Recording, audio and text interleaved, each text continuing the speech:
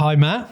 Hi, Rich. Nice to have you here. I wanted to talk to you today because one of the objections that we get a lot in sales, I guess, and when we're talking to customers who want to launch a customer loyalty program or already have a loyalty strategy in their business is we want to give cash. Yeah. We want to give rebates. Yeah. It's a huge topic of conversation that we have regularly. Yeah. And as a member of the BDM team, you're involved in that all the time. Yeah, it frequently comes up.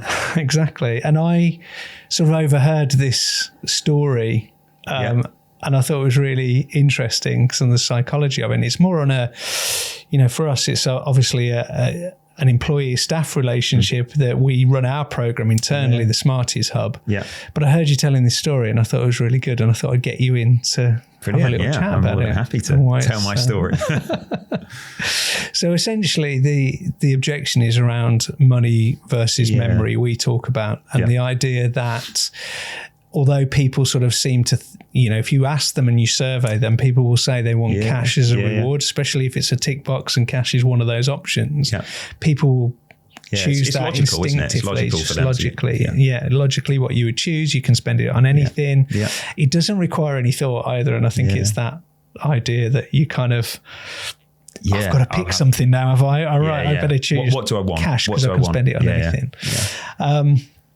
So there's kind of that, people's innate thought is to go to cash, right? But actually, there's a lot of research that shows that cash isn't the best motivator. We know this, right? There's loads and loads of interesting studies around people. Even we were looking at a case study around from 2004 where they offered students a massage or cash of equivalent value. Yeah.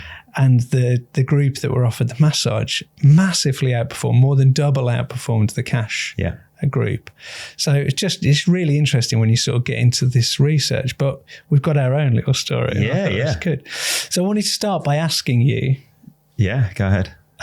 About the cash side of it, really. Yeah. Like you as a BDM in the business, you earn commission for sales and business that you drive in Incentivesmart. What did you, sensitive question, first of all, but what did you spend your last commission check on? What did you spend your bonus on? I suppose that's where I can't really tell you because normally, it comes in my paycheck anyway. That my commission comes as part of my paycheck quarterly. And it goes into my bank account. And then sometimes I take some out and I might put it in an ISA to save it for a rainy day or something like that. But the rest of it is just absorbed into everyday spending. I don't put any thought into, I suppose, where that money's going or how I've earned that money. It just, it sort of goes into your bank account, that pot, and disappears. Goes on the credit card bill or the milk. Or it just disappears like almost on a daily basis, I've got a bit of cash, so I'll buy a coffee, or, I've got a bit of cash, so with the kids, we'll treat them to lunch out or something like that. But well, that's a nice thing to do. It is. Yeah. Well, you say that if you've got 3 young children, having lunch out with them isn't ideal. Fair point. But generally, it's just absorbed into that paycheck for that quarter, and it's sort I won't ask you how much, but do you even remember the amounts that you get when you get commission checks typically? I wouldn't say exactly. I do. Are we wasting our money? No. I wouldn't say exactly. I could probably give you a ballpark figure. Yeah. But I wouldn't say exactly. I could tell you exactly what my last commission check was, because it goes in with your paycheck anyway. Yeah. So you kind of like, well, it's so essentially what you're saying is that the reward and what you actually spend the reward on is kind of like disassociated. You don't necessarily link those two things. No, I wouldn't say so. I wouldn't say that. I suppose like getting a new business in obviously gives you that high, doesn't it? It makes you feel amazing at the time. Yeah, precisely. And then I think part of it is as well that sort of you then wait for that quarterly commission check as well. So it's that sometimes I'm like, well, that behavior is sort of forgotten. You sign up to new business in January and you don't actually see the fruits of your labor until the commission check in April. So it's kind of like there's a little bit of disjoint there in terms of what did I do in order to get that? But then, it goes into the bank account and I wouldn't be able to tell you what I've spent it on. Yeah, that's fair. It kind of brings me on to why I got you here, because at Incentivesmart, we run our Incentivesmarties hub, which is our internal reward program. So we practice what we preach, and what we do for our customers, we do internally. So you earn points for other behaviors in the business. So whether that's referring in a new member of staff or winning at Spin the Wheel, which you are particularly enthusiastic I was around. hoping it was going to be here today, actually. I'm slightly disappointed. So for the listeners, we have a Third Tuesday Club once a month where it's all hands and we spin the wheel for people who've done particularly great things that month and they've been recognised through our recognition platform, and we bring it to life by having a spin the wheel. And Matt is always our biggest cheerleader, aren't you? I love that. Favourite part of the month. So you collect your points for these various behaviours that we like to see across the business, and as a thank you. And this brings me to where I overheard this story. I've never heard anyone talk so enthusiastically about anything in my entire life. But Matt, what did you spend your points on? So recently I bought myself a new pair of golf shoes, which I was very excited, not only to save for, but then redeem my points against, and then they arrived in the post.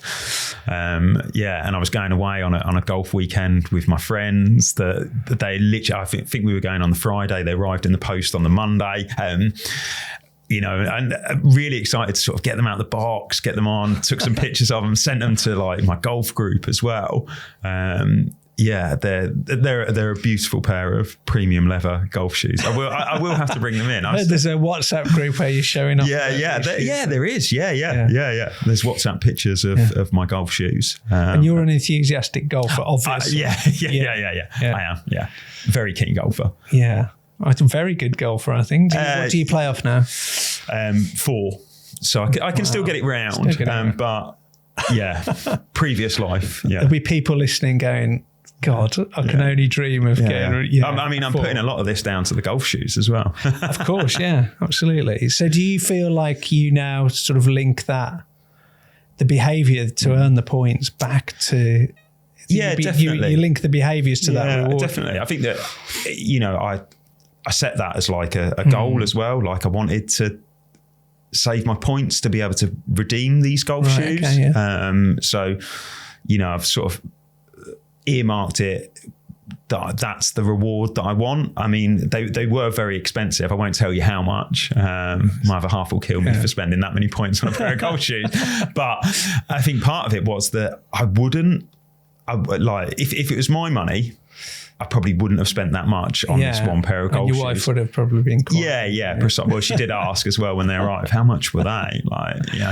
And I suppose part of that was, looking at how I was earning points, what I was earning points for as well, and if I look back on that journey, there's that, I want to be able to get this reward. And then when you're able to actually redeem it and you get them and you wear the golf shoes and, you're able to sort of brag about it to your friends, look at my... that's a really good point. Yeah, look at my golf shoes. You can't do that with your bonus, can you? It'd be a bit weird. Like? If you're going around, look at my commission check, guys. Yeah, here's my paycheck this quarter. And I remember the WhatsApp chat and, I'd taken a picture of, me in my golf shoes.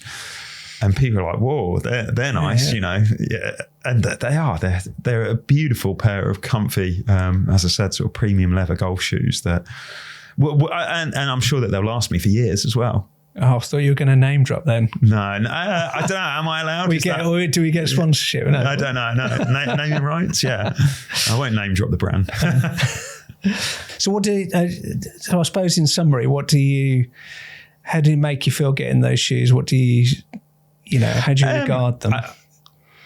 I sort of regard them as a pair of Incentivesmart golf shoes, like weirdly. Really? Yeah. And because I got that reward for the working for Incentivesmart, and obviously, you know, the good work that I'd done along that journey to earn my points and be able to redeem them against that pair of golf shoes. And that's the story that I tell people as well, because, you know, we went away that weekend, and like people are like, oh, they are lovely, by the way.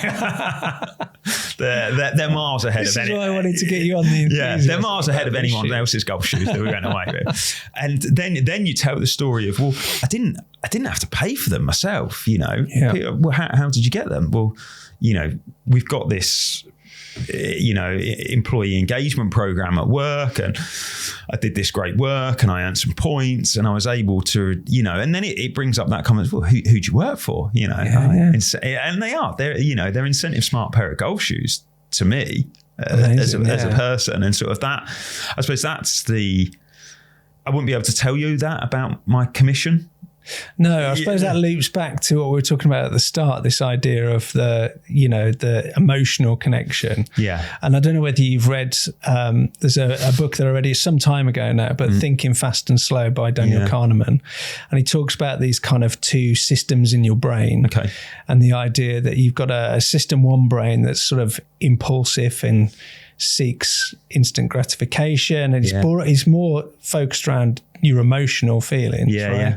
And then you've got a system two that's more slow and considered, and that's the side of the brain that when you say to somebody, "Oh, what would you like?" and they sit down and overthink it, and they go, "Oh, cash," because you know, it's logical, right? But it's not really an emotional thing; it's just a very logical thing to say. But actually, all the research points to the system one side of the brain, the emotional side of the brain, is what helps us with 77% of our decision making or more. I think the stats are different depending on which research paper you look at. But I just find that it makes a lot of sense as well. Yeah. You know, it makes a lot of sense when you look at a reward, I suppose, that's meaningful to me. Like I'm sure you know, I know that you play golf, but you don't play that much golf. If I was to throw it back to you and I was to say, "Oh, Rich, you know, here's a pair of golf shoes," yeah, I mean, they look beautiful. I'm sure you'd say that and agree with me. Some cycling shoes, I'd be the same as you. Yeah, precisely. And I suppose that's where it's what you said there is relevant. That it's that emotional response, but also the reward is personable to me as an individual. Yeah. You know, and I've consciously then gone, well, that for me, that's the right type of reward. And it obviously isn't for everyone. Yeah. But it just enabled me to redeem something that obviously, I'm a really passionate golfer, and was able to, keep my feet incredibly comfy on the course. My feet are happy as well, by the way. Yeah, happy feet, happy life. Yeah. Fantastic. Well, thanks for sharing the story, Matt. I really appreciate that. Thank you for your time. Thanks for making me laugh as well. You're more than welcome. Cheers.